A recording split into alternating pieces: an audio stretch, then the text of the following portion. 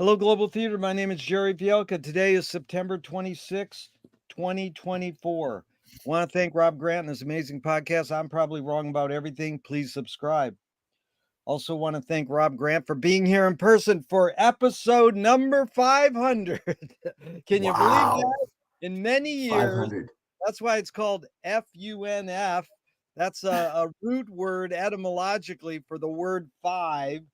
I thought it was so fun to review our first interview together. So I did that recently, and we'll just start off with this, Rob. It was amazing how at one point in part one, my interview with you on your channel, and you talked about um, being still in this thing called stillness. And I was really amazed because you have a hectic wife with a hectic life with a wife and two kids.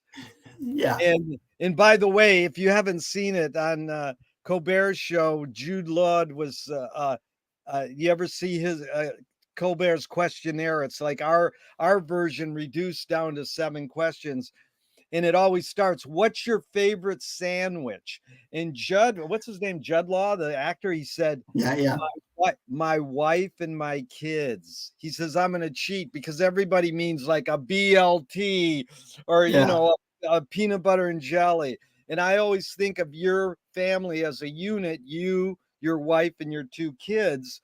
And how do you find stillness? So when I asked you this question, whatever prompted you to say your efforts to find stillness, reminded me of, our dear friend Duncan bringing up Blaise Pascal, the mathematician philosopher's great aphorism. All of humanity's problems stem from the human's inability to sit quietly in a room alone. Mm. Now that's stillness. So where did you in your life figure out, hey, I have to know how to be still? Did you go along and go, what's your tipping point where you go, I need to learn this, and do you still practice it? Well, yeah, just because it's one's, pursuit doesn't mean it's what they've achieved, I guess you could say, right? Yeah. So, as you can tell, like even as you're saying that, I kind of can see myself moving around off the corner of my eye on the screen. I still lack stillness. You It's lack like it, the but teacher. It's like the teacher that says, like, do as I say, not as I do. Like, I yeah. know that's what I need to achieve is more stillness, but But Rob, I'm always on the move. Let me just stop you there. The fact that you could articulate that in part one was still an amazing thing. It doesn't mean you have to practice it. Right. If you've done it once in the last 5 months, great. But I'm just asking, where did you discover that in your life? At what point did you have that? I have to learn Yeah. stillness. And it so much resonates. If everybody could just sit in a room quietly, would we have a better world? Who knows? Yeah. The mind is hard to quiet, right? Like, and when you're in a room with yourself, like they say the best meditation, when they talk about meditation and people are like, oh, I can't meditate because I can't do that. And it's like, well, yeah, that's the point. You can't do it. The whole point of meditation is that you can't do it well because you always have the thoughts coming. Yet that's what stops us or stops myself. I try to speak for myself rather than all others, but I definitely find it hard in my world, my experienced, my lived experience. I find it hard to find stillness. Even at nighttime, that's so many of us. Sometimes I have trouble sleeping, and that comes from an inability to be still. Yeah. Right. Because I'm always, restless. So I guess to answer your question, because I answered that like a politician, I answered it without answering, just a big wraparound. Dude, I'd say that. let me tell you, Rob, this is what I tell everybody I have on, and Yeah. I recommend you listen to a lot of them. It's because of you that I've been enabled myself to learn so much about life is I say, I'm for tangents, stories, and anecdotes. You don't have to answer the question. Right. These are just prompts. So it's just if you're saying anything, what we're doing is filling content. But and to your point, what is an answer without those things? You know what I mean? Like what's the color? Like explain something. What's it like to be on space? Well, I think to be on, in space is you're weightless. Do you know what I mean? Like that's an abstract. But I've never been in space. I've never been on Mars. What is it like to be on the moon? I could explain that in how I've read it, which is an abstract. Or if I've been to the moon and I've been jumping around, I'm like, hey, this is great. That's like a lived experience. So I mean, to your point, that's what an answer is, right? It's Yeah, either an abstraction or it's like that's how it was for me, right? And yeah, perhaps even that is subjective, right? Like that's how it was for me. But maybe for Lance Armstrong, he was like, yeah, it was like there was lead in my boots or something that kept pulling me down. Anyways, but back to this about stillness is as I've said, I've always had a hard time. Like I'm sure I was a nightmare to teach as a child because I was just bouncing off the walls. But some teachers learned how to harness that. They're like, I just need to give this guy a job, right? So all of that going against being still, I always had to do something, right? And then when I did find stillness, it was when I tried to sleep at night as a kid, and I couldn't because my mind was just racing. So I think to practice stillness during the day can make everything easier later, right? Because at some point you will be still in life, in yeah. your day, right? But how old are you? What's your age? 30, 34. I turned Thir 35 in 30 October 9th. October 9th, you turn 35. Well, Oh, yeah. Yeah. Yeah. okay, so now in high school, did you go, "Well, I'm gonna learn how to meditate"? In college, Right. where did you have that revelation that like, "Hey, I should at least try this"? And you're bouncing at the wall. Me too. I was hyperactive kid, but they never drugged me. Did they drug you? Did they med you? No, no. Wow. You got good parents, man. I, I, That's I snuck good. through it. But did Yeah. they But say, you learn how to cope in other ways, yeah, right? There's always a drug for something. right, but that's all right. I'm just happy that they Yeah. didn't impose that on you.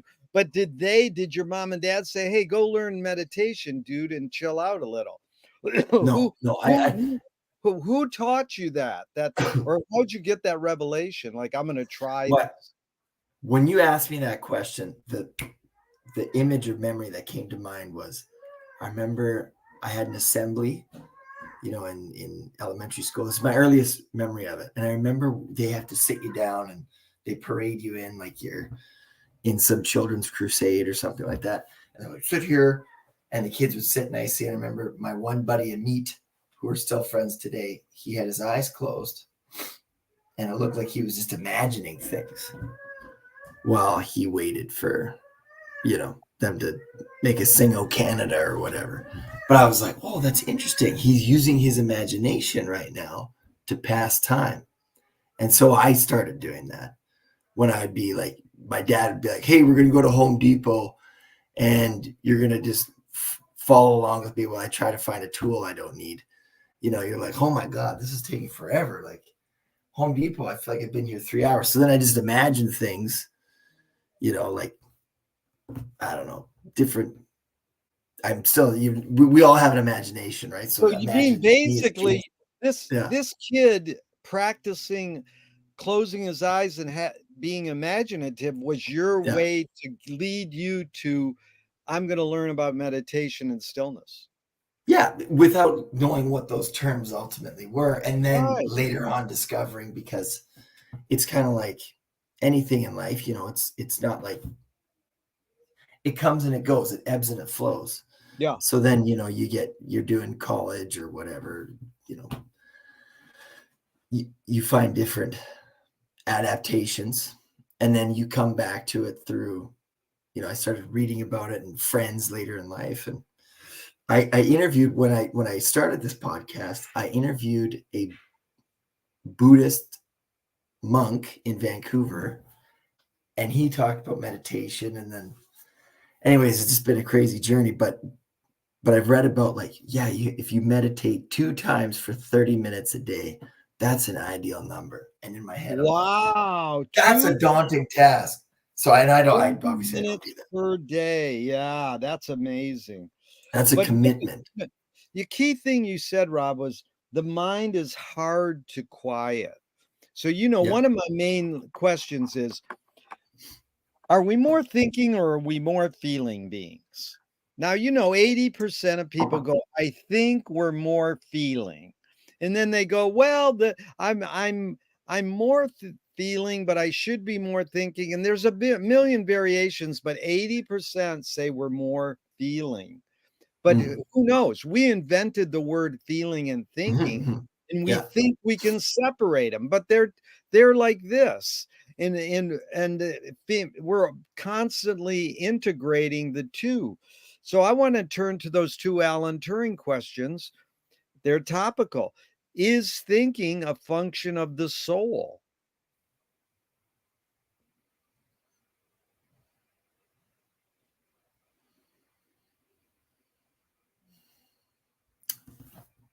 The other day, I was on a Pro D, and I love learning things.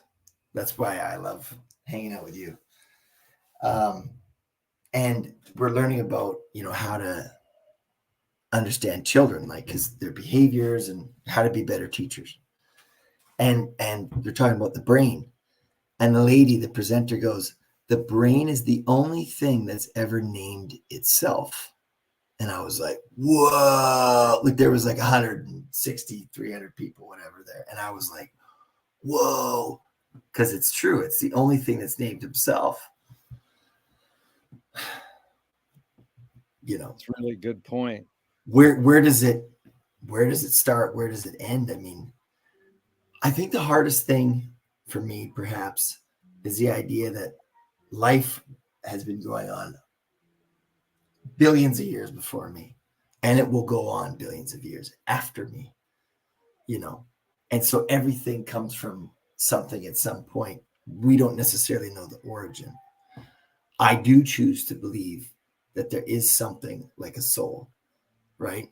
Because every culture that I know of has tried to explain what we can explain, and we see somebody when they're alive, and if we, chances are at some point we're going to see somebody who's not alive, and there is a difference, and it's like it's that sentience or that sense of a soul or whatever, right?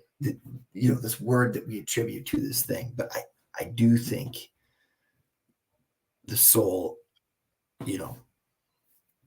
I think I experience, I intuit all these things. There is something beyond us, right? And I Right. think So, but you're saying thinking. Are you saying feeling and thinking are both functions of the soul? Because the question is to what extent is feeling not the soul? Maybe, yeah. Well, right? that's what I'm saying. I didn't ask, is Maybe feeling they're a not function of the interchangeable. soul? Yeah. I asked, is thinking a function of the soul? Because most people, Is thinking a they function? don't Okay. really listen to the questions. It's hard to Yeah. listen to the questions really closely. And they usually go, well, what is the soul? What do you mean by thinking? And I'm like, look, dude, we have a general kind of hunch. We all kind of know what we think is the Yeah. soul, and we kind of all know what we think is thinking. So just go along with it. But see, if you listen to the question, it's like, no, the thinking's a function of the mind. So it's the Turing of all people is saying, is thinking a function of the soul?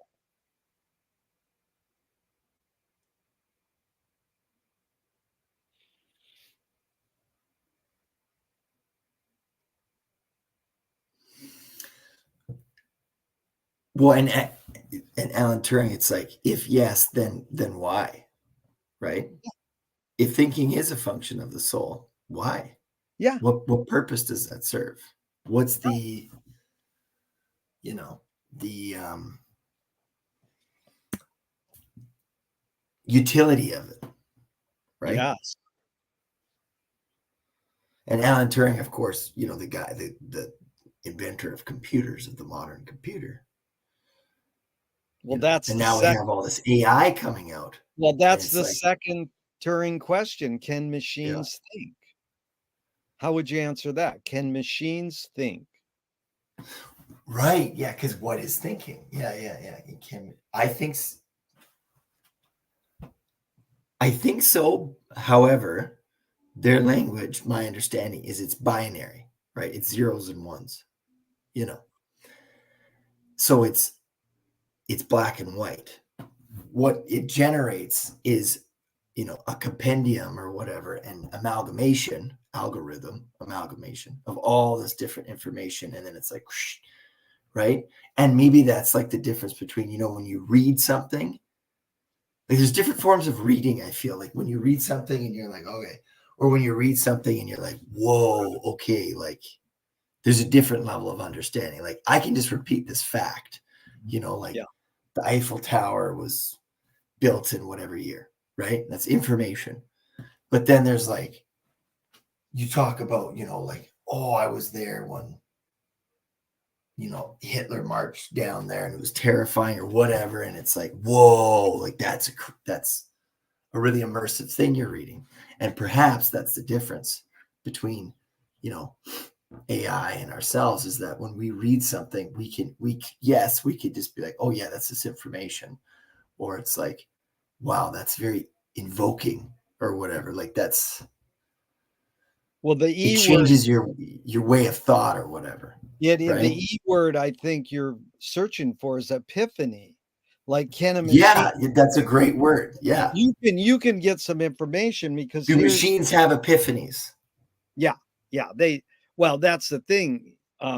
Hal in 2001 has an epiphany, but he is made up. That's in Kubrick and Arthur C. Clarke's mind. They made Mm, they made up a machine having an yes. epiphany in a way, Yes. or Yeah. having something more.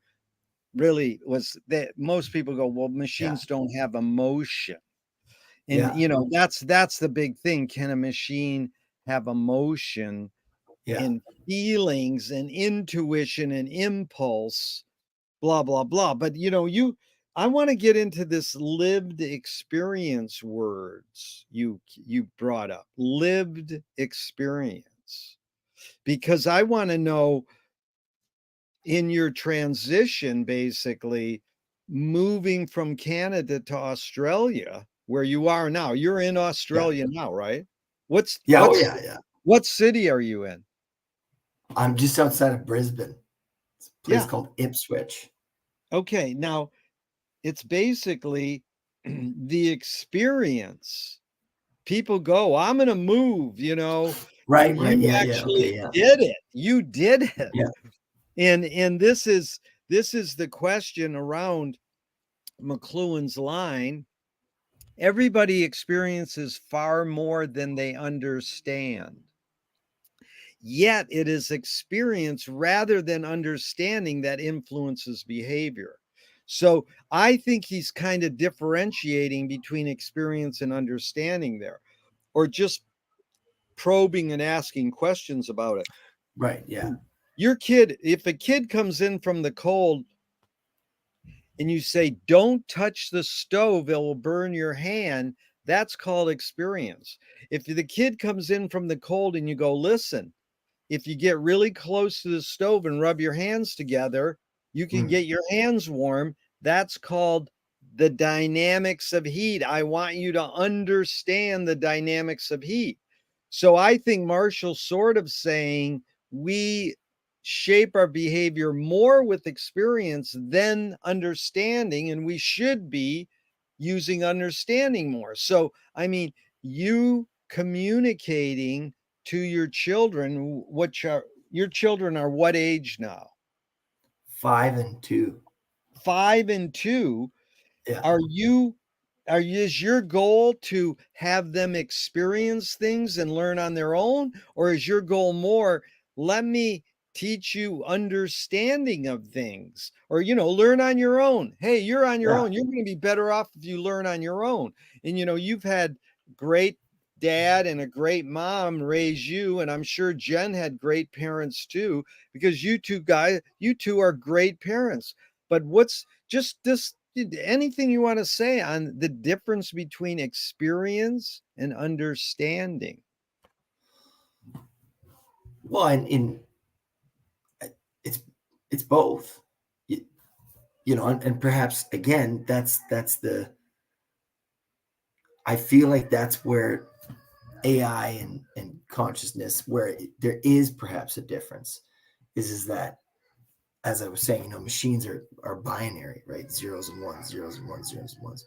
Whereas humans we're non-binary, and we're learning all about these things, and Yeah. we think in very nuanced ways, right?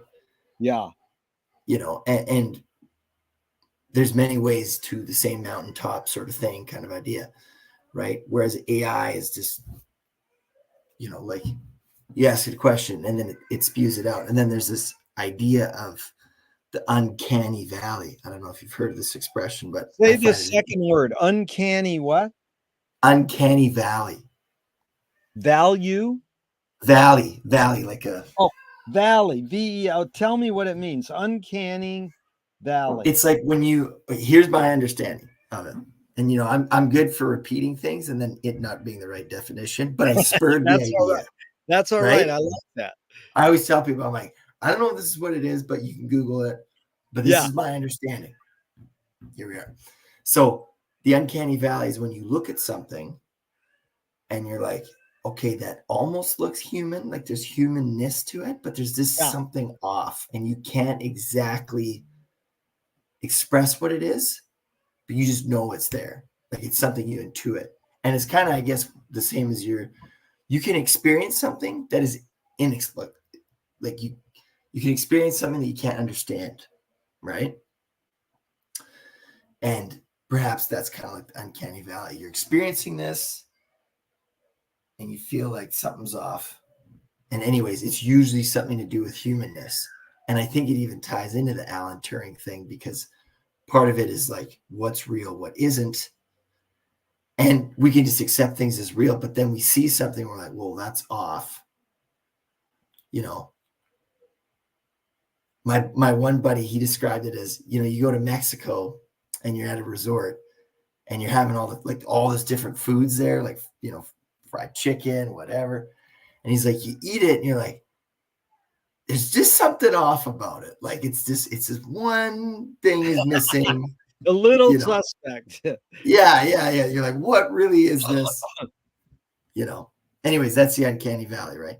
And so like teachers, when they read the writing of students, they're finding out that the kids have done the AI thing. Usually there's just something about it that's just off. Right. And it's missing that sort of human element, perhaps. Yeah, that's right. You can feed, Rob Do, one of our members, you can feed the kids' paper into a program and it will tell you if they got it from AI. But you can probably be, as an experienced teacher, feed it and go, you probably got it from AI. And that's you're talking what McLuhan's all about: percept, intuition, and impulse and feeling. So here's the other Turing line that I ask people about now. What we want is a machine that can learn from experience. So he's a mathematician scientist. Is he saying what we, the scientists, want is a machine that can learn from experience? Or is he saying we, all of humanity, wants a machine that can learn from experience?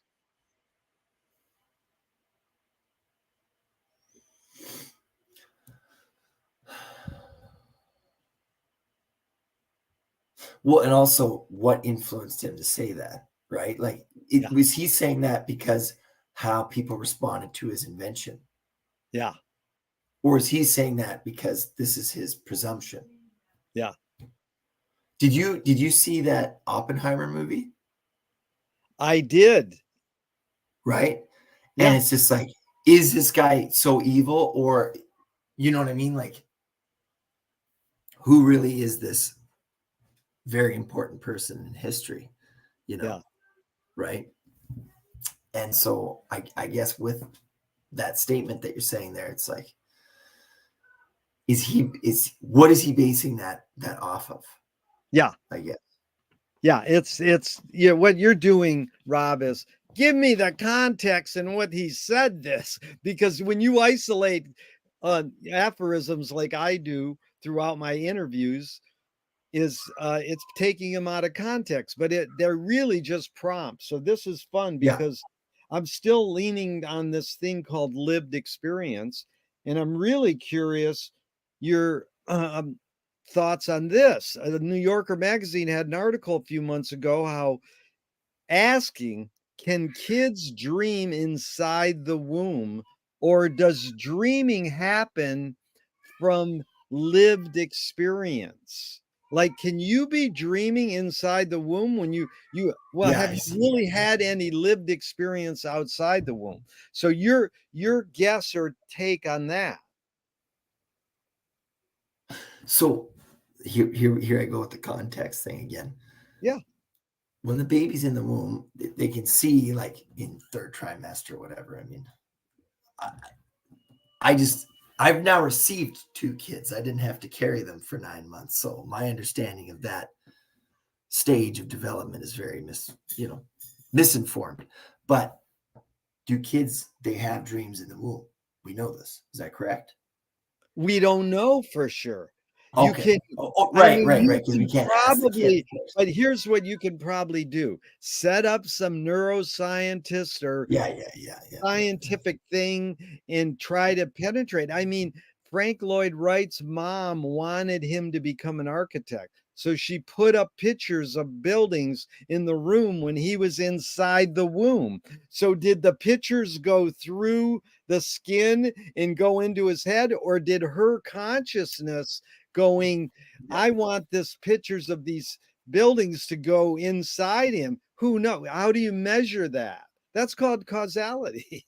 The yeah. biggest thing Marshall tackled is causality. But I'm just saying your hunch, like, do your kids say, I had a dream, and can they articulate it? And do you think they had dreams inside of Jem's womb? What? Yeah, and kind of going back to the setup there, it's like I'm pretty sure that when they're in the womb, they see the baby like smile and stuff. Yeah. Do they? And I wonder if they see the baby scared, Yeah. right? And again, I imagine that there's that there's that environmental factor of them being, like our thoughts can affect our feelings, right? If we're having negative thoughts, it can affect our feelings. Yeah. And if there's another human being within you, well, surely there's going to be some connection there, some Yeah. form of something, you know, entangled, Yeah. right? So I think that they're like, you can probably hear my kids screaming right now, right? But They're inside the living womb. exactly, right? Like, so they're now in their world, but their world is within our parental world, and all the experiences that we as parents have, they're going to experience as like a side step. Like, like if I lose my job, let's say, that's obviously going to affect me, and I'm gonna be like all stressing about that. And then that stress in turn is going to be like, what's wrong with dad? Like it's all interconnected, Yeah. I guess. Oh yeah. Right. And But here, so yeah. perhaps if you have somebody, back to the AI bit, if you have somebody who's like, what's the person who's entering the information, there is that input into the system itself, right? Like the information that I'm asking, it's picking up on that. So it's like, if you were to keep asking it, like, Yeah. how do you do this thing? How do you get away with a crime? How do you whatever? Then it's going to start to think like, oh, you got to try to screw over society or something like Yeah. that. But if you're like, what is a good way to calm down? It's going to be like, oh, how does it orient itself? I guess you could say.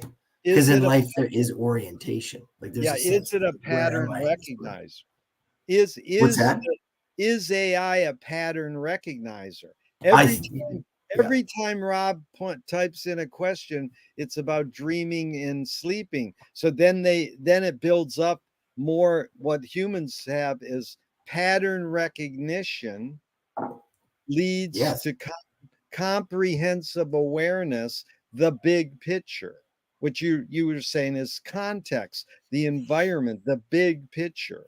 So let me read another one, Rob. This is in what a speech, no, excuse me, what a sleep specialist has to say about the dreaminess of Finnegan's Wake. So this is came out a couple years ago, and it's just an article about the most mystifying book ever written. And this is Jade Wu is a sleep specialist at Duke University. So, it's some highbrow professor. Sleeping is actually a very, very active state of the brain, and there's a lot of life affirming things happening. For example, the growth hormones are being released. Your brain is literally refreshing itself when you sleep. So, in a way, you're not so much dying as getting maybe a little younger in a way, and you're getting healthier. Sleeping is almost like a tiny bit reversal of death. So, even though it's like, I'm curious, how have your dreams changed since you moved from Canada to Australia? And do your kids talk to you? Do your kids and wife talk to you about their dreams? Well, you know what? It's funny you say that because here in Australia, the indigenous people, they spoke about a dream time. Yeah.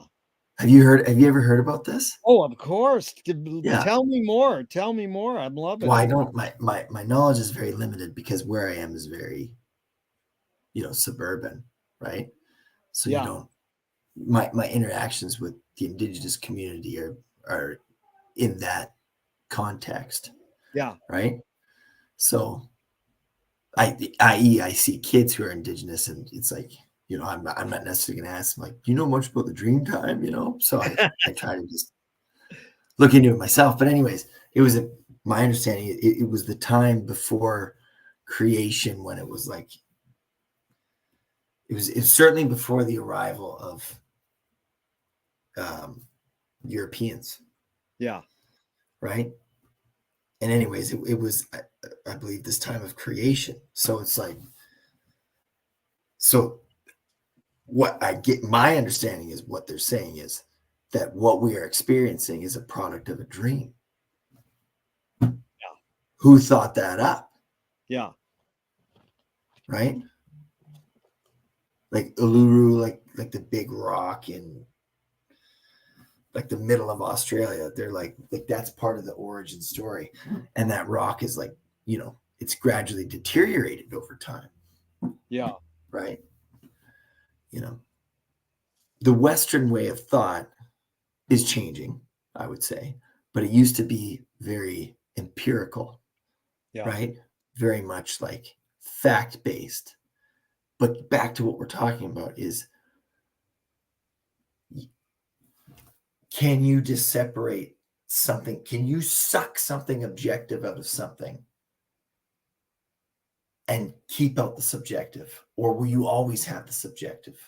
Like the Roman. There's the classic example of empirical history is The Rise and Fall of the Roman Empire by Edward Gibbons. Never read it. I'm sure it's dry as hell, right? Just dry writing,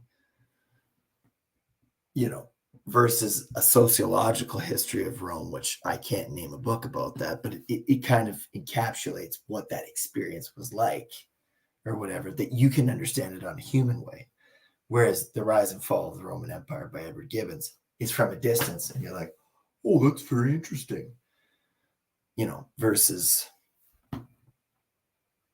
really understanding the thing. And so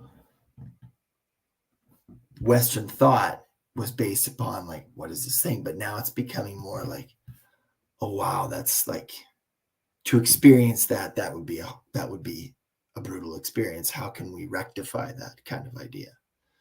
You know? Yeah. But I think I've found my wife has been taking dream journal, like just writing her dreams down a lot. Yes. Yeah. Yeah. She's Yeah. always been an amazing dreamer, but she Yeah. would get up and try to put them into words, and now she puts them into printed word.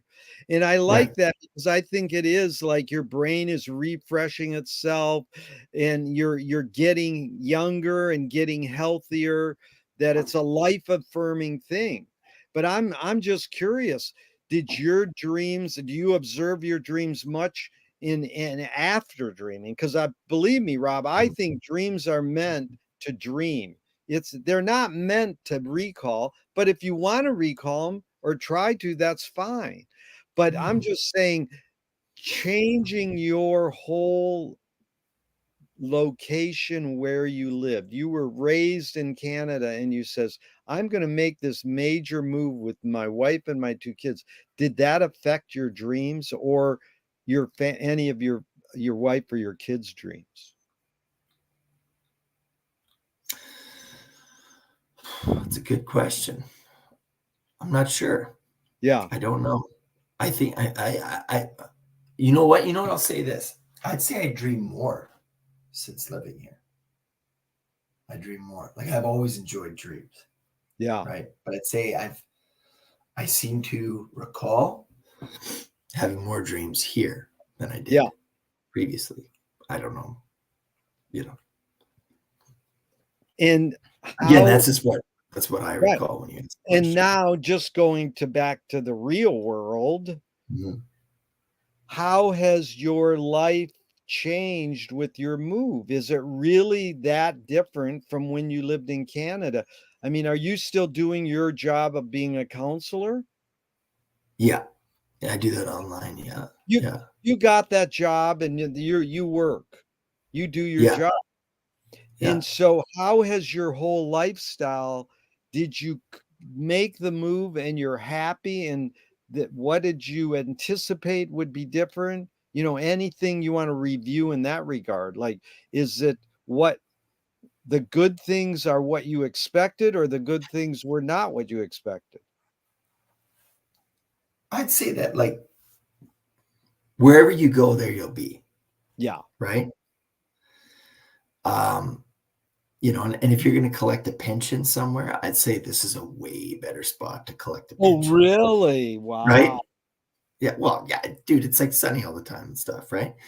The difficulty is being away from family, I right? see. Yeah. You know, and friends and stuff like that. But there's ways to stay connected, right? Yeah. I mean, I have the privilege of, you know, I got a job when I was here, so I've met people through work, and I think the connections are huge, right? Like, Yeah. you know, in every major story, it's never just the hero or the person. There's Yeah. always some sidekick of some sort, usually, Yeah. right? You know, so you have to have connections. So, and it's been harder for, you know, my wife because she works from home and she's still working the Canadian hours. So, you know, she doesn't have those connections, and I think that I that's a huge part to be like you guys, you and Susie, you guys have all these connections, and that is, you know, like you have to enjoy life, but you also have to have some form of purpose, right? yeah. You're not just kind of like, you know, even what's his name, Jimmy Buffett, right? Yeah. Known for just being a beach bum. That's not true. That guy came up with the Margaritaville or whatever. You know what I Yeah. mean? Like he had to purpose himself. Yeah. And you found a purpose. You don't Yeah. just sit back and like not have goals for yourself. Yeah. I think that's the biggest thing is you know, we're driven by goals. And I think that goes back to the whole stillness thing. It's like, holy shit, like time is passing. I think I want to achieve something with the time that I'm given. And that's Yeah. why people who have goals usually are happier because they have that sense of purposiveness. Sense of purpose. You know how often I get what's the best thing for a human being? Sense of purpose. I get that a lot. But Mhm. you could articulate in your first part interview that you know about stillness. So there's a big, you brought up the word binaries, that humans are like, yeah, I want stillness, but I want purpose Mhm. too. So, well, is my purpose to be still? Oh, you're just a bum. You just want to sit around and do nothing. Yeah, right. I mean, but goals is an amazing word, because come to this point sometime in the interviews and I go, where did you get your work ethic? Mm. And what do you think most people say? My guess is their parents. Of course, and Yeah.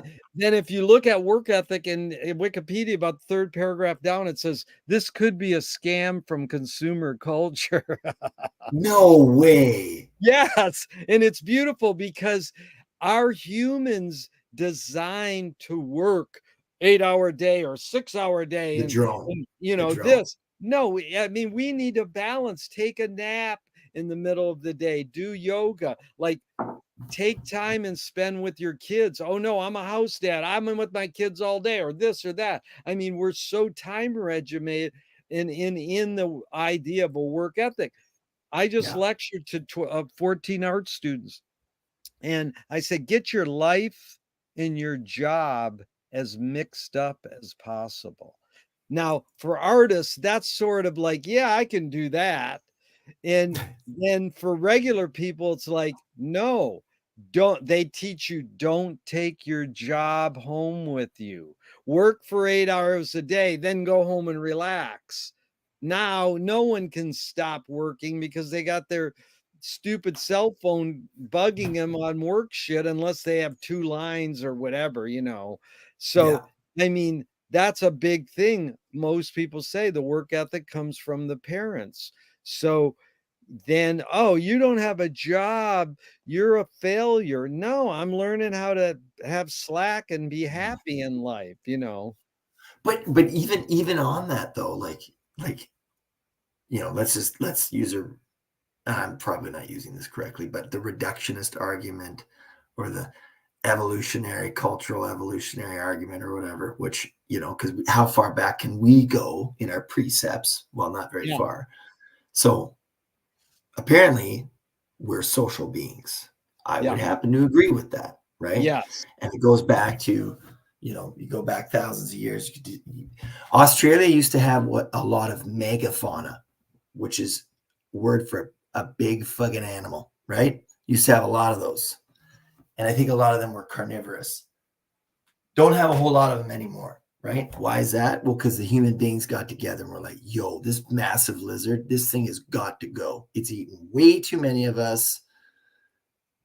We got to eradicate the massive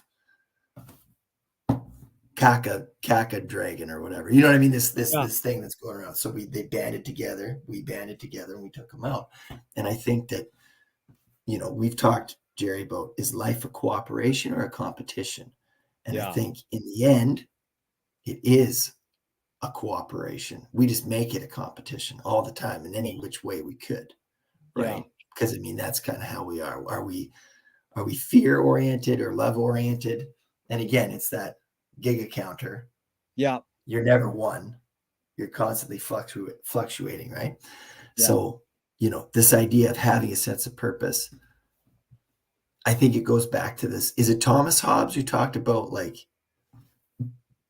contractualism, like the Yeah, social I think so. contract? Tell me what the point is about it. Yeah, the social Well, it's contract. that if we're gonna, if we're gonna work in a society, we all need to be doing something Yeah, for it. What's our contribution? And as a result of our contribution, we get certain things back.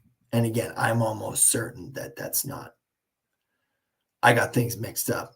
And, I'm happy to be corrected. But something to that effect is that we can't all just be bums. We do have to do something. And it's almost like it's within us that we need to do something, right? yeah, Take these kids who play video games, for example. This one kid I know, He's like, yeah, I play video games all the time, but I'm getting paid for it. I'm like, what? That's great. There you go. He's getting something back, Yeah. right? He's got his job and his life as mixed up as possible. Yeah, exactly. Yeah. And here we are. We could say, oh, that's not a real job or whatever. Some of these people do pretty damn good, Yep. right? No, it's beautiful. What you said was Yeah. really, are we hardwired for competition is the question. Nassim Taleb said, games were created to give non-heroes the illusion of winning. In real life, we don't know who wins or loses, but we can tell who a hero is. And who is Whoa. not a hero. So how do you respond to that? And I can read it again if you want. Yeah, go ahead. Yeah, read it again for me. Games were created to give non-heroes the illusion of winning. In real life, we don't know who really wins or loses, but we can tell who a hero is. When was that said, Oh, he's a contemporary thinker, I would say in the last Yeah. 10 years. So when Yeah. he refers to games, is he talking about like video games or is he talking about No, sports? I mean, that's funny you asked because uh I think he's referring to sports competition because it's in any kind of game, Sure. anything Yeah, yeah, yeah. anything Well, I where mean, there's because a winner or a loser. Yeah, where yeah, someone declares you won yeah, or you yeah. lost. Because it's funny Yeah. you say that. Wow, yeah, that's a good point. Yeah, yeah. Because it's funny you say that because um we talk about goals. Well, where do we find goals? Soccer. I scored a goal in soccer. And it's the idea that, that's what you're trying to do. But then back to winners and losers. At the end of that soccer game, somebody's going to win, somebody's going to lose. But in real life, it's like just okay. Jalen Hurts. Here's I got to drop my football reference here. Jalen Hurts. He's a quarterback for the Philadelphia Eagles, and last year they blew it. Anyways, in an interview, he said, "In life, you're either winning or you're learning." And I'm like, Winning or "Ooh, I like that. learning. You're winning or you're learning." Right? And then that kind of goes back to this idea that, if you make a mistake, the idea is you learn from it, unless that mistake, is life Yeah. ending or whatever, you learn from it. But because we play these games of win or lose, when we lose or we fail or we have a mistake, we're just like, oh, this is how I see it anyways. This is how I experience, rather Yeah. than this is my chance to learn something. It's like, oh, this is some sort of a statement about my own self-worth. I'm Yeah. either a winner or a loser, right? And then you can get on the whole like pity party thing with that or whatever, versus, oh, that's not how you do that. Like, oh, I messed up there. I'm going to learn how not to do that, Yeah. right? Like they drive on the other side of the road here. There's been times, Jerry, that I've taken a turn and I'm like, oh my God, I'm going into oncoming traffic. Was it Here. hard to switch over? Well, but it's just like we have like when we do things unconsciously sometimes, right? Yeah. I don't think that's a mind bending statement. Uh, And uh, sometimes you'll do something unconsciously and then you'll quickly realize, oh my God, yeah. Well, right? check this. Like I find the expression distracted driver, I find that funny because we're always distracted, man, Yeah, exactly. And my friend right? says it's a miracle that there aren't a million more accidents because Yeah, I had a bike accident a couple weeks ago. And I'm a wild bike rider. I mean, I got to boop, boop, boop all the time, and I'm really good at it. But there's a big machine of traffic in our bike facility, yeah, area that Miss Susie and I ride in. And we're lucky. We're so lucky. We're lucky, but the more you practice, the luckier you get. So one day I'm riding to the library every day. I do my Zoom and then I ride to the library, get some exercise. And I thought the car was moving and it stopped. And I just ran into the car in the back of yeah. his car with my bike. Not real major, but all my shit fell out of my bike. And I was like sort of shocked because I was ready for him to come out and say, "What the fuck," and be really Yeah. pissed.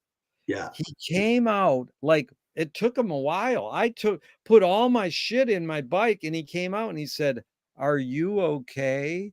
I said, "Thank you for being kind. I really flubbed here. I miscalculated. I really appreciate your concern. I'm okay. I had a little blood. My bike didn't get hurt and I really didn't get hurt bad. But I said to myself, Jerry, you've got to pay more attention." Next day, boom, right back to normal. I mean, that was a big lesson. So let's Yeah. go here, Rob, because this is you being, you're really in the education world, but you're called a counselor, right? Yeah. Yeah. So you're counseling kids in Australia or are you counseling kids in Canada? Well, the counseling I do is online through Canada.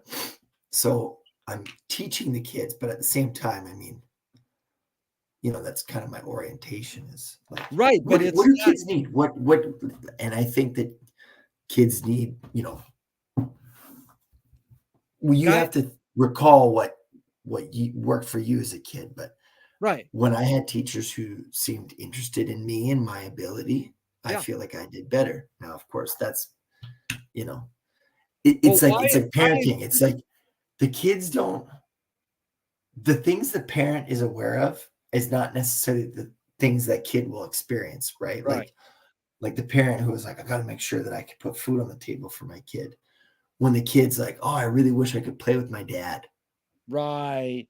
But you why know? is your hours better and Jen's hours are worse? Your hours are not Well, Canadian. mine are like I could get up for a call at 5, and then sorry, this box has popped up. I could get up for a call at 5 and then I'm done. But she's doing it like every day, and she's getting up I at like see. 3. It's just incidental. So here's the Yeah. question. McLuhan asks, classroom without walls, 1957. It's misleading to suppose there's any basic difference between education and entertainment. It's always been true that whatever pleases teaches more effectively. Mhm. So I imagine you're a very social worker, social person in your work as a counselor, and you get along and you try to communicate clearly.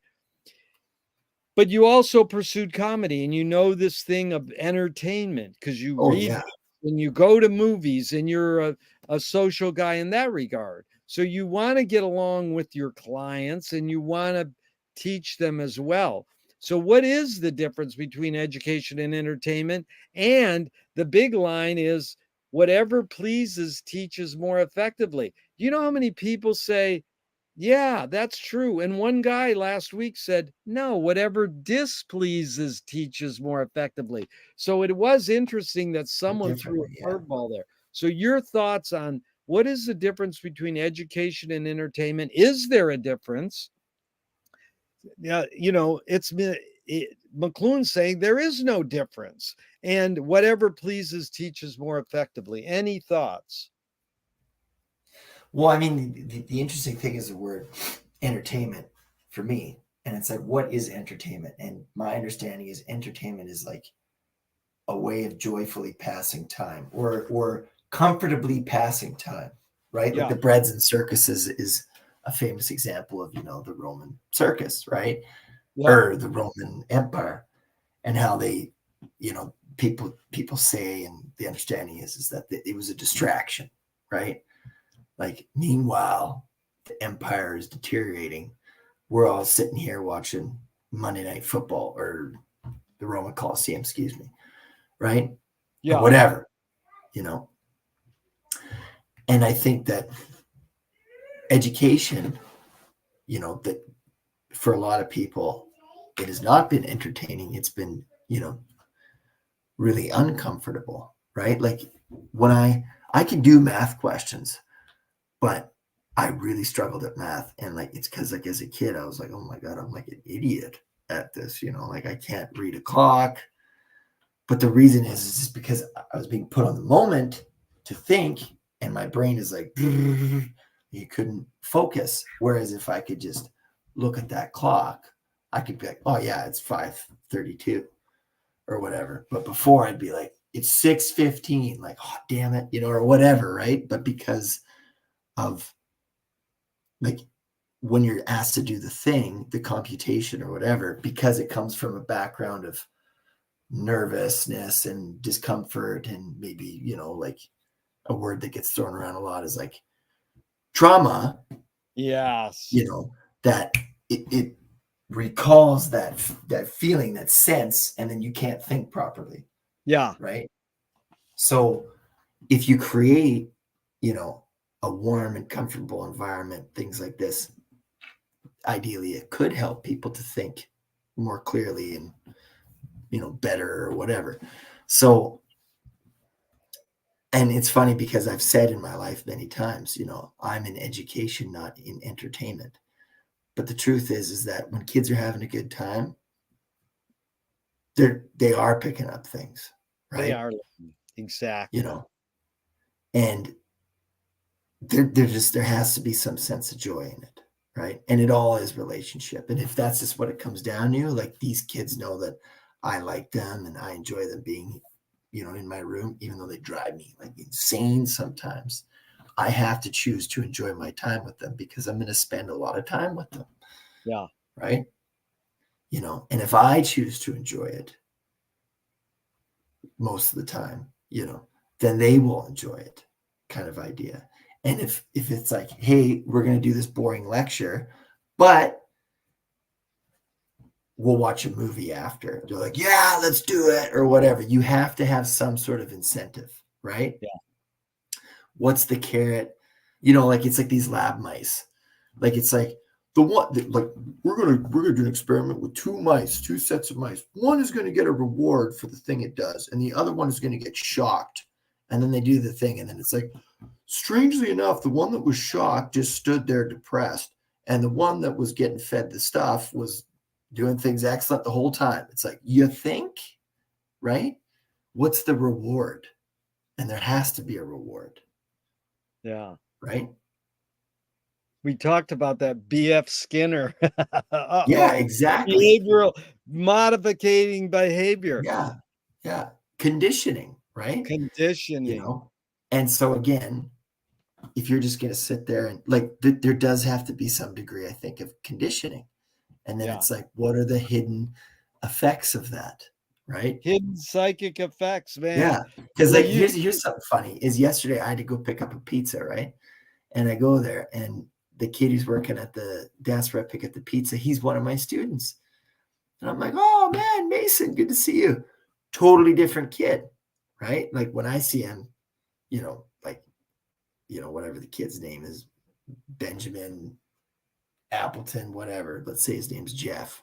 You know, Jeff, when I see you in class, you behave a certain way, but when I see you outside, you behave a completely different way. And when I see you at work, you're actually on task. What's the wow. reward? He's getting paid. Well, let's go here, Rob, because Gregory Bateson, the anthropologist, I hope you study him. He's the best, or he's one of the best. He said, if the criminal gets caught, does he go, whoa, my criminal skills weren't up to snuff that day? Or does he go, I did something morally and socially wrong? So Right. in two realms, does punishment work? Raising your kids and in the classroom setting, does punishment work?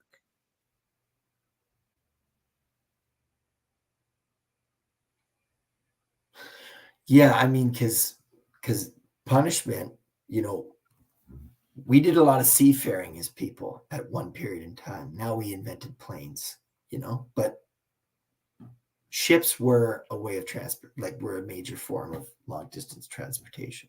And on these ships, these crews would be together for a long time. And I think a frequent thing is that on these ships, if you didn't do what you're supposed to do, there would be a consequence. And the truth is that, you know, otherwise it'd be a mutiny. So we have to keep up order. And I think that this idea comes back to where we are, right? And it's like, if we don't have consequences for people who do things out of line, the fear is what will happen to order, Yeah.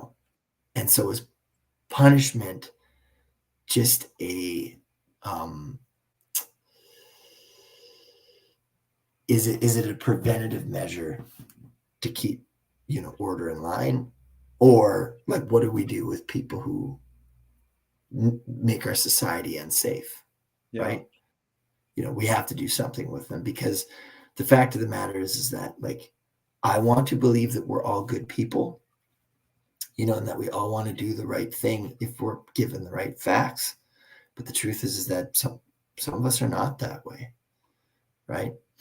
There are bad actors in our society.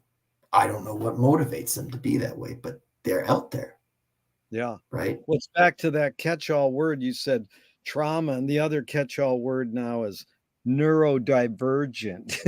It's Yeah, like I got that, but then uh, Utah Phillips, who lived right up there in Vancouver, political activist folk singer, said anarchy is making rules for yourself and not other people. Who's entitled to make the rules? right.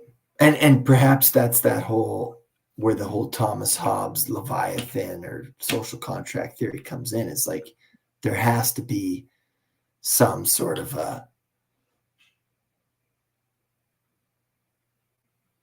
gatekeeper, or whatever word it is, like the all-seeing eye. Like, there's that show, The Boys, and you got that Mr. America, or whatever his name is, Homelander. Have you heard of this show, The Boys? No, but go ahead. I get the gist of what you're saying. Yeah. Like, but he's like the superhero, but he just goes around, he's like murders people, like, with no consequence. But yet he's seen as like the upholder of society or whatever. Not a good analogy. I kind of stopped watching the show because it was just like so violent. Yeah. And I'm, I but can't anyways, I can't watch anything violent, but here's the yeah, word freedom, because I'm glad you brought that up. Um, freedom. freedom, it's actually, we're going to get to the word freedom. It's etymologically, it's the same thing as what Utah Phillips said, anarchy. Freedom etymologically means making one's rules for one's own self. So what does freedom mean to you now? See, okay, so like, again, I'm not answering the question, but it's just the thought that came to mind as you're saying this. Freedom, and dom sometimes is short for dominate, right? Yeah. So I find that I don't know why I was just like, free to be dominated. I don't know, like, Yeah, you like because you're I wouldn't say like yeah. freedom, like, well, no, I mean, there's still parameters on what, Yeah. you know what I mean? Like, I wouldn't say I feel, yeah, because it's like, what does that really mean? Well, that's you're saying you're doing what I do all the time, Rob, and I'm glad you're here and we're spending time together, because words evoke more than their meaning. Freedom, domination, or dome, home. For you feel free in your own home, but you go outside. I mean, McLuhan, your fellow Canadian, said Americans go outside to be alone and they stay inside to be together. So they watch TV and they feel a community, but then they go outside to be alone, and then no one will give them eye contact or whatever. But here's the great, you led perfectly with ESP. What's the difference between rights and responsibilities?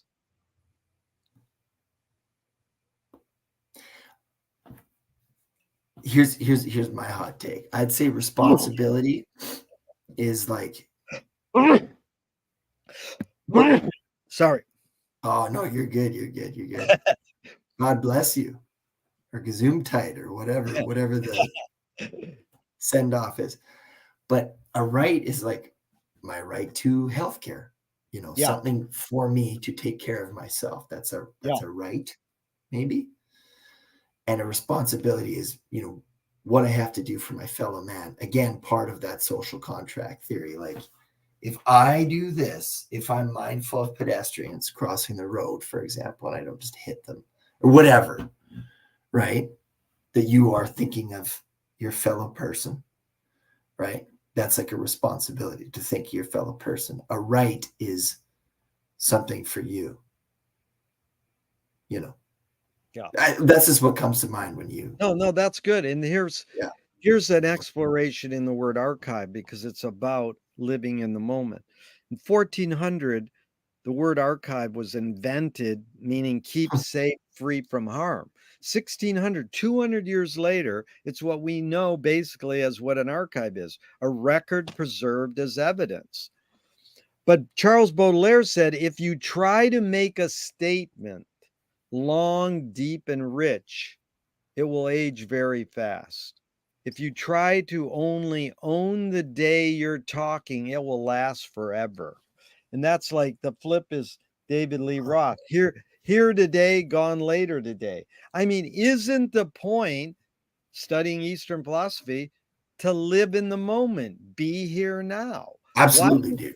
why do we have to save all this crap if the point is to be here now? The Egyptians Yeah. kept stuff in their coffin with them. That's like, what is it? Why are you doing that? And then Wyndham Lewis nailed it. He said, artists live in the present and write a detailed history of the future. So, do you think this need or want to archive? Because, usually I would talk to you and many of our early Zoom, episodes together, and you'd see that wall of books, and you would Yeah, reference yeah, yeah, yeah, yeah. that's your archive. And so, Yeah. we all tend to have this archive, but is this sense, this need to archive more innate or more invented by humans?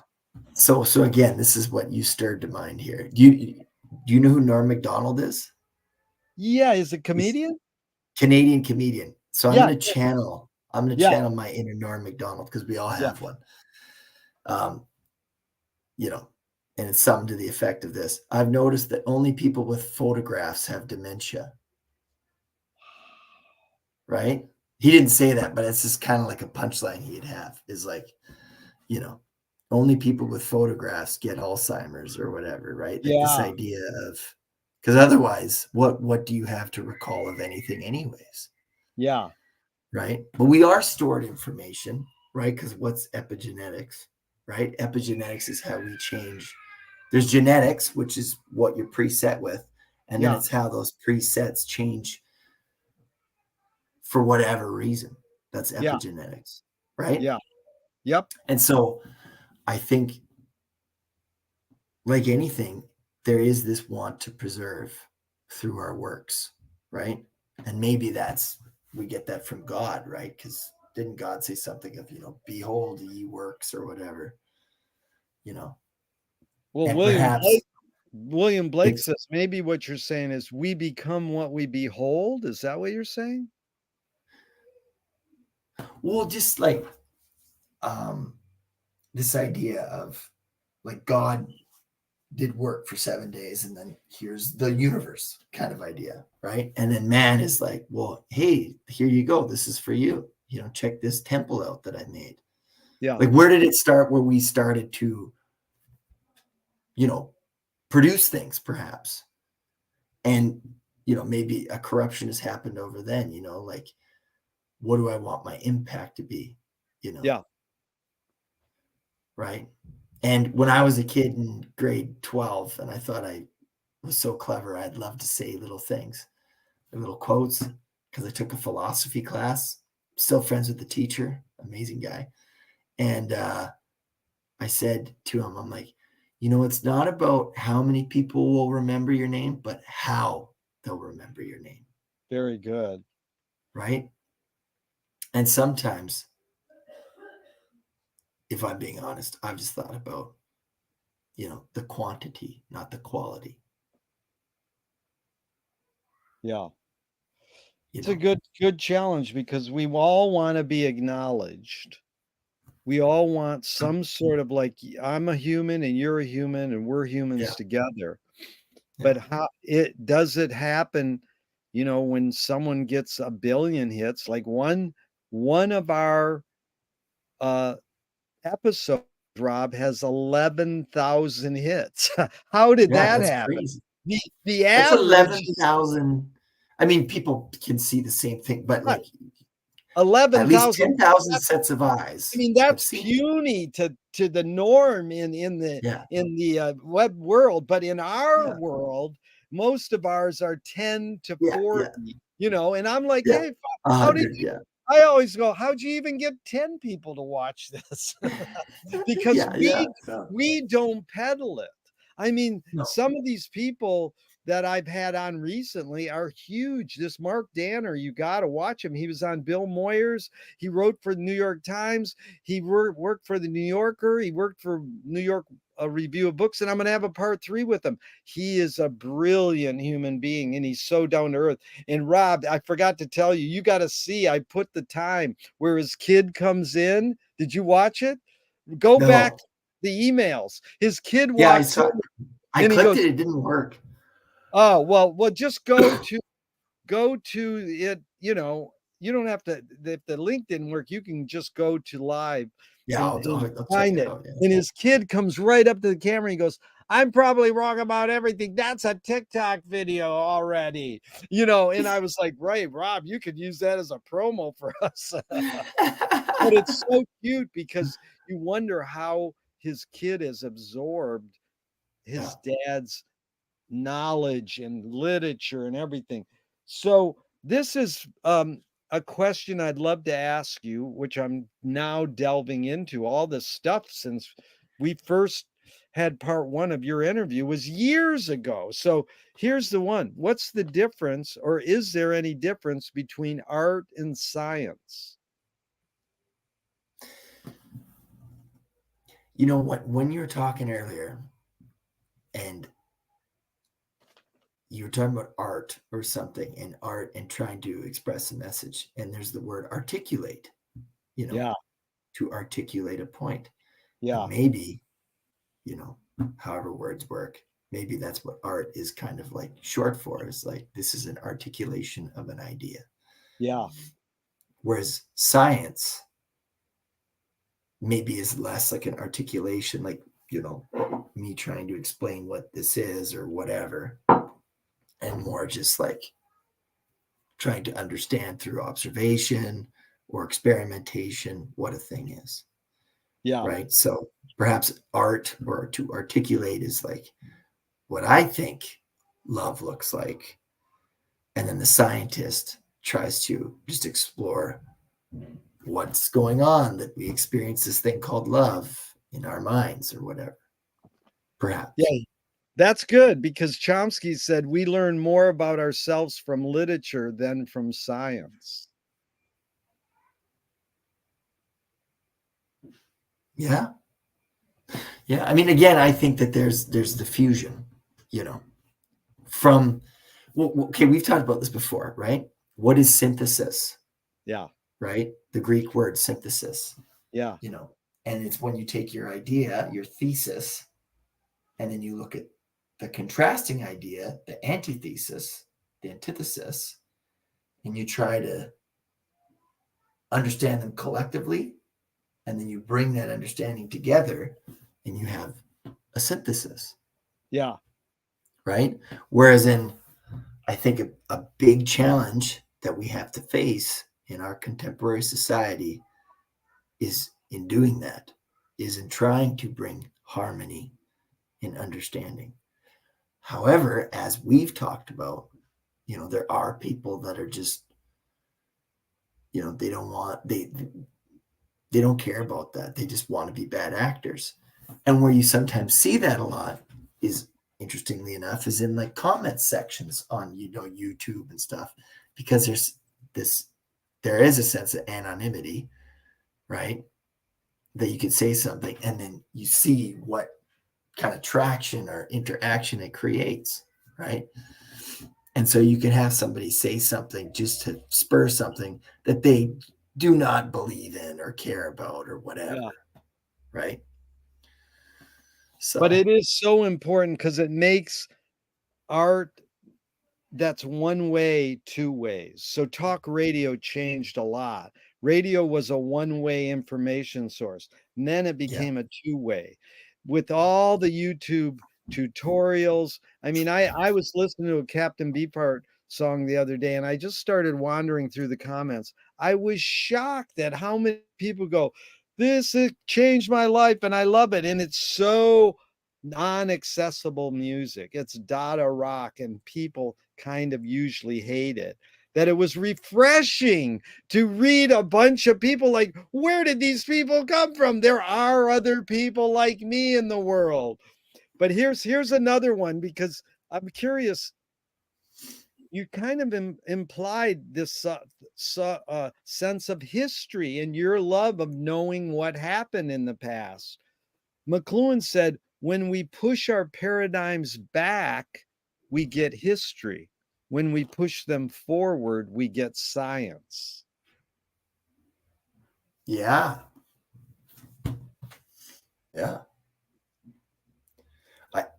I mean, there's one that I sort of like, and it's like the past is complicated, right? Yeah. But the future does not have to be, Wow. right? Like we can get lost in the things of the past, obviously, Yeah. right? But then it's like, okay, where are we going with this, Yeah. right? Like it's like I worked in a restaurant, and here's a poor example, but it's like something didn't get made, and then the manager was like, who messed this up, like trying to find out who messed it up, and it's like, who cares, like let's just get this thing Yeah. out there for this person, like let's try to solve this, let's not worry about who made this problem, let's worry about how we can solve it, right? And I think that that's the challenge of our times is, That's good, Rob. You're anticipating them one after another because again, this is McLuhan in 69. well, gee, thanks Jerry, thanks for I'm boosting my serious. self-esteem. You have ESP because this is interior landscape. There's the inner, our inner life, our spiritual, our minds, and then there's the outer life, the physicality of us being on a Zoom together. And whoa, I'm going to touch the green dot. I can see your fingerprint. I It's know. great. This is Interior Landscape 1969, McLuhan. For James Joyce has solved numerous problems which science has not yet formulated as problems. And so, I mean, is he ahead of his time or is he his time? It's the zeitgeist. Tony Conrad, same thing. Artists break rules that haven't even been made yet. So here's the one I would love for you to react to, or any stimulated thought you get is Duchamp said there's no solution because there's no problem. Yeah, I mean, like, what is a problem? I would say a problem is something that's running counterintuitive to your expectations, Yeah. right? And for me, if I'm being completely transparent, I get frustrated, right? When something's running counter to my will, right? And there's a word that we actually haven't talked about, will. Yeah. But yeah, we've kind of hinted about it, but there is a sense of will, right? Like, Yeah. this is what I want, Yes. right? And when I don't get what I want, I experience displeasure, Yeah. right? And then how do I, Mr. Rogers, rest in peace, love that guy. He would say, words to the effect of, we all experience anger. How do we express it? It's good. Right? That's the question I was going to ask because that's what I ask sometimes. Bottom line, are we making it happen or are we watching it happen? And one of those art students just yelled out the other day, we're making it happen. So we only got about 10 more minutes, Rob. This has been Yeah. such a delight. This is my friend, because you've pursued comedy in your life and always had a good sense of humor, and I appreciate that immensely. Is he worked with Robin Williams, and I asked him, can satire be destructive? And he goes, that's the job of satire. But if me or you do a cartoon in a certain country and they kill us, some people think dying is destructive. Swift compared satire to a mirror in which people could see every face but their own. What's the function of satire?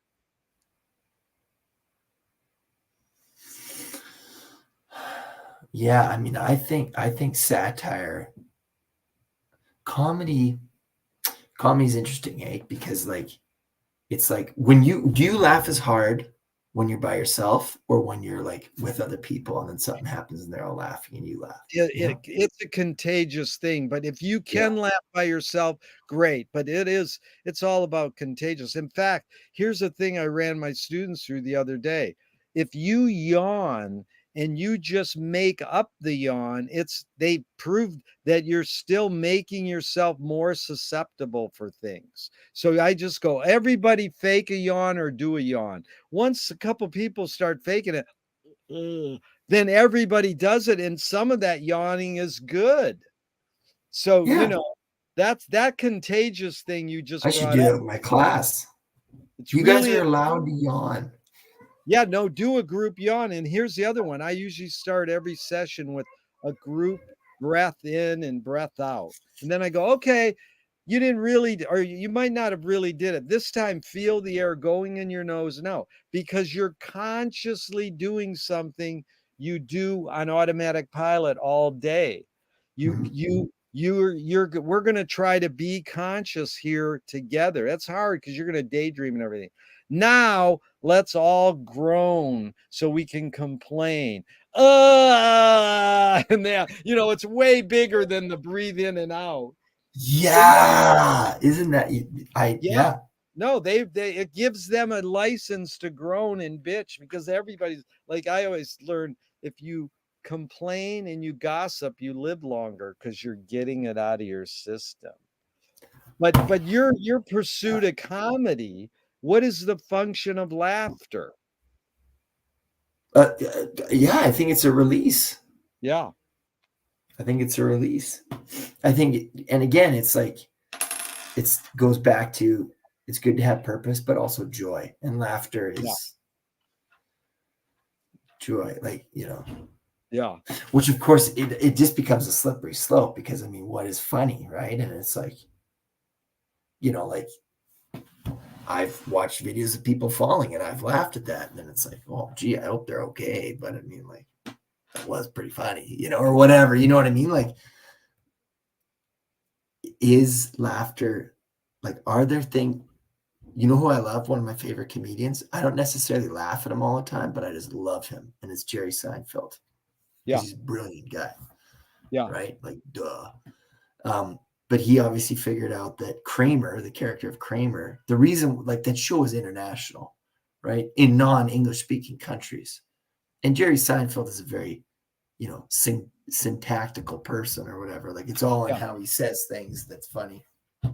But you got the character Kramer and he's just falling around. Or he's very like, kinetic comedian. And that's funny. Like he's one of the most loved characters, right? Because he's just like naturally like you don't have to understand English to know that this guy's a goofball, Yeah. right? And that's what made that show internationally famous, right? Is they had something that, like if you look at the jokes nowadays, like the written jokes, like one of them is about going to a lesbian wedding.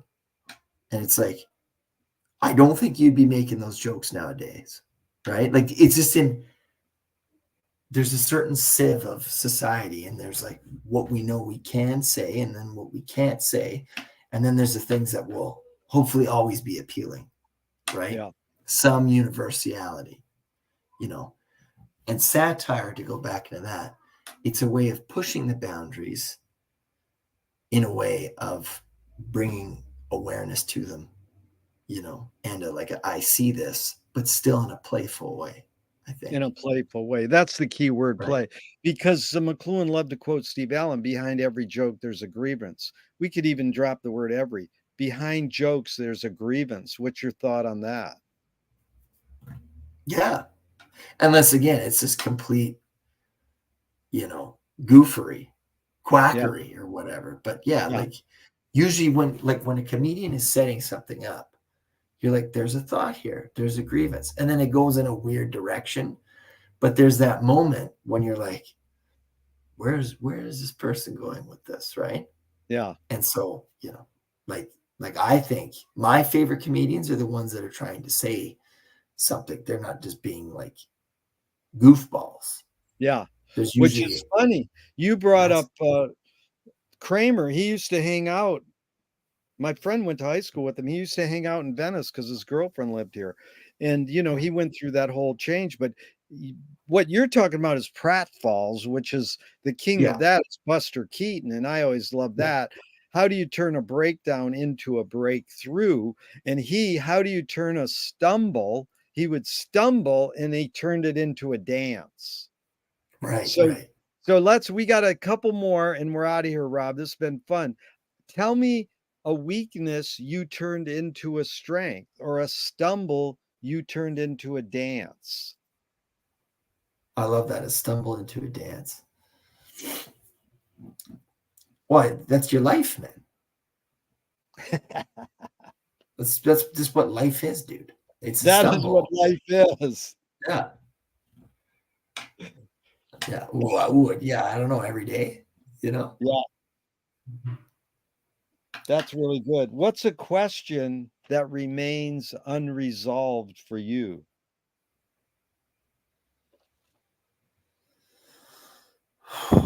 Oh, gee.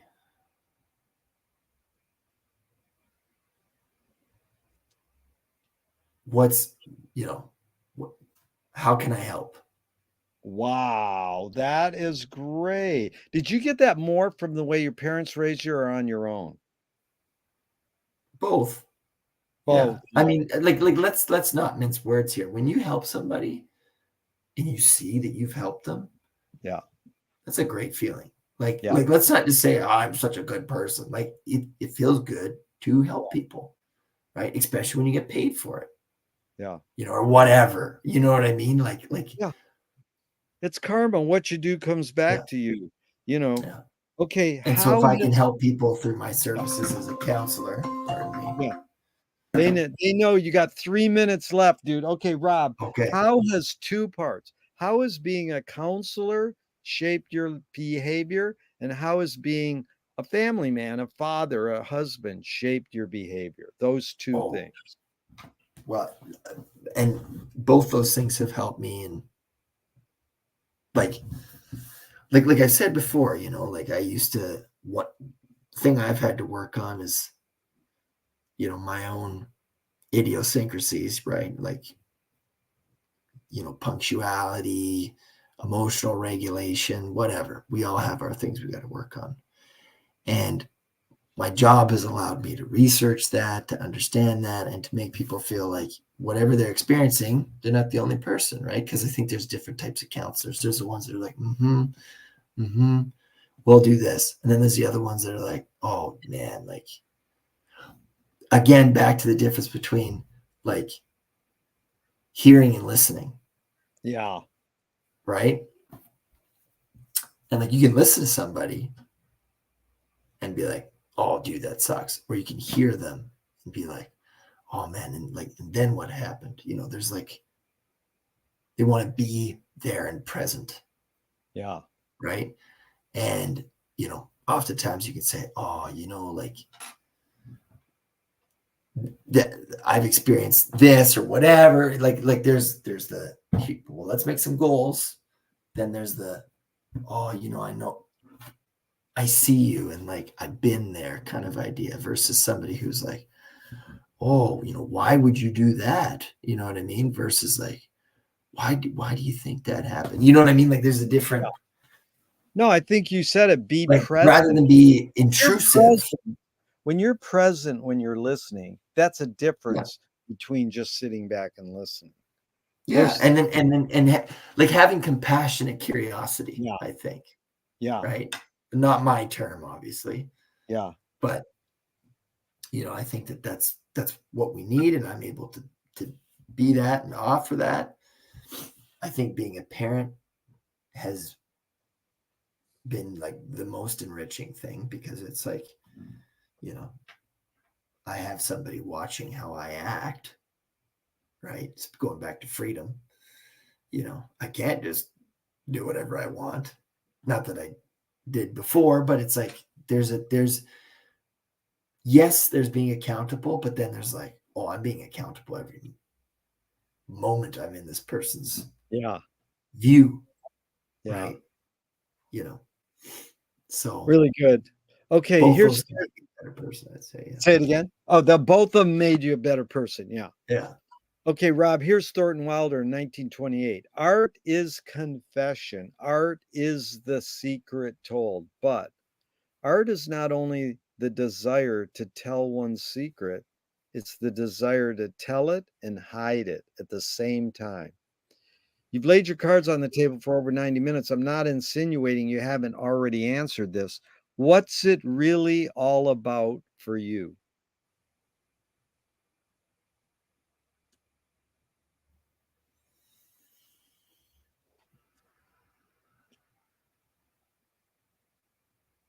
Well, again, I mean, I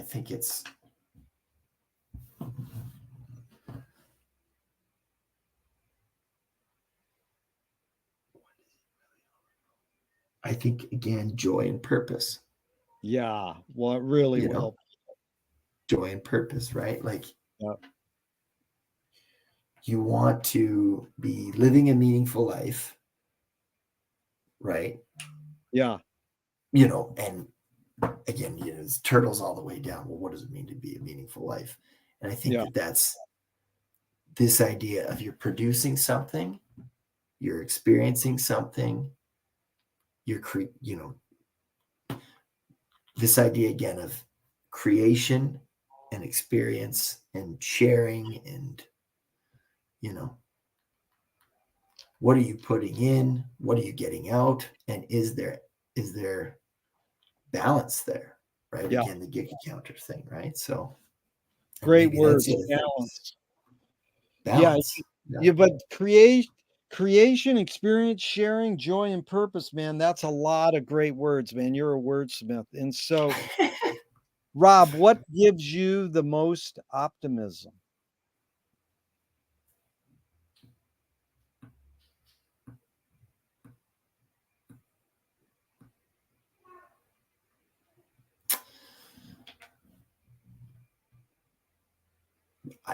Birds chirping, Oh my sunny god. days, right?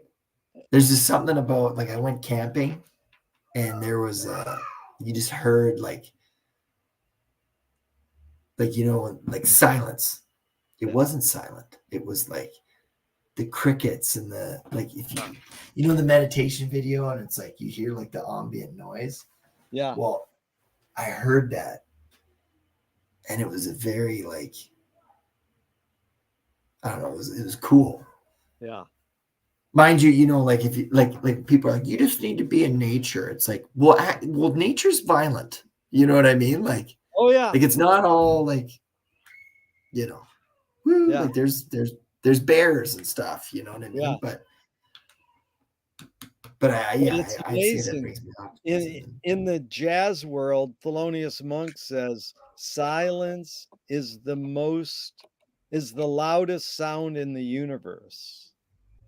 So that's a great statement, but then they asked Sun Ra, the great jazz shaman, where you worked with Fletcher Henderson, did he affect you? And he goes, "No, the birds and the crickets affect my sound."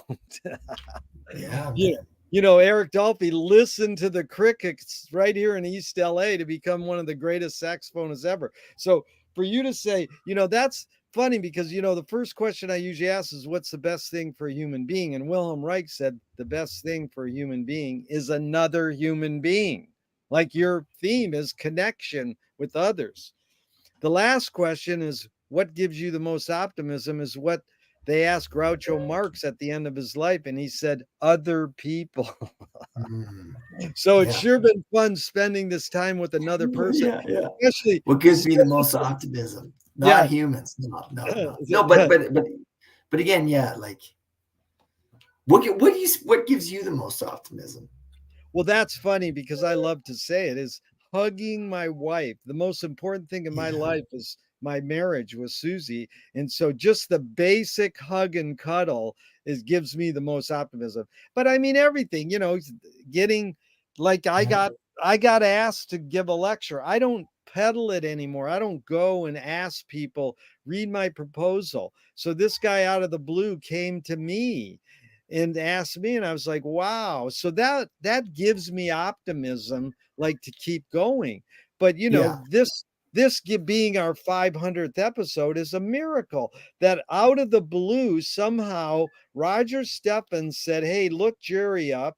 We became friends, and then I got my life to live, and I like hijack your channel, and there's 500 episodes there all of a sudden. I mean, Rob, you got to admit that you're dealing with a guy who's super, super grateful, and you've changed my life for the better. I mean, the You changed simplicity. mine. Well, it's mutual Yes. admiration because it was so weird because I was like, well, all of a sudden this cancellation came up and I didn't calculate it. It was like not 498, 499, 500. Rob, you want to do this? 500. I mean, is that a miracle or what? And number 499, really cool graphic designer and filmmaker. He said, I felt so cool to be 499. Yeah, like the episodes of the comics or whatever, 4.99. Whatever. It's just, it doesn't matter. They just keep, I mean, it's hard for me sometimes. I'm like, oh my God, I've got to do this again. And, I Yeah. prep. And now that I do part twos, I have to listen to part one. And I never listen to my 1,000 interviews in 40 years. I would never listen to them. Now I'm forced to because I Yeah. don't want to, I want to be a little, Yeah, so you don't want to ask the same question or whatever. yeah, I kind of, I take notes, but then I lose the notes. Yeah, yeah, yeah. Well, I you mean, know what though? Like it's always, yeah. I've showed a lot of people what you've done, the work that you've done, and they're like, "Oh man, that's so cool." And the it fact was that I mean, like you think about it, like the way that work goes on. I've had to go into other things, so I'm a little bit behind. I'm more behind the scenes than I initially was, but to see it go on is that oh, gives me dude, you're optimism. you're such an important part, and I love, 4 or 5 times a week. I go, I want to thank Rob Grant, his amazing podcast. I'm probably wrong about everything. Yeah, And yeah, people, when I say the name, they just laugh. And I goes, I didn't make up that name, but I like it. yeah, yeah. It is a great name. Do you remember the origins of where it came from? Well, we're just sitting around, and the buddies and I were like, we got to come up with a name for this.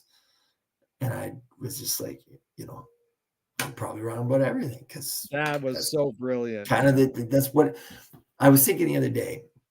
These Indiana Jones movies and stuff, and like the Nazis are like after, the fountain of youth. Well, I think the fountain of youth is knowledge. You know Yeah. what I mean? As long as you're learning, Yeah. new things. Like I truly think that's what it is. Well, knowledge and sleeping, apparently. That's the fountain of youth, right? Knowledge, sleeping, wisdom, and your main words, joy and purpose, man. Yeah. So thank you. And I'm glad we get to stay connected. Please, Rob, always. Thank you so much. I'm going to Thank hit the you. end I'm going to hit the Okay. end broadcast button now, but I hope it never ends and we keep talking forever We and ever. will. Hey, I got to send you some more here shortly. Yeah. Okay. Bye for now. Thank you, Rob. Love you.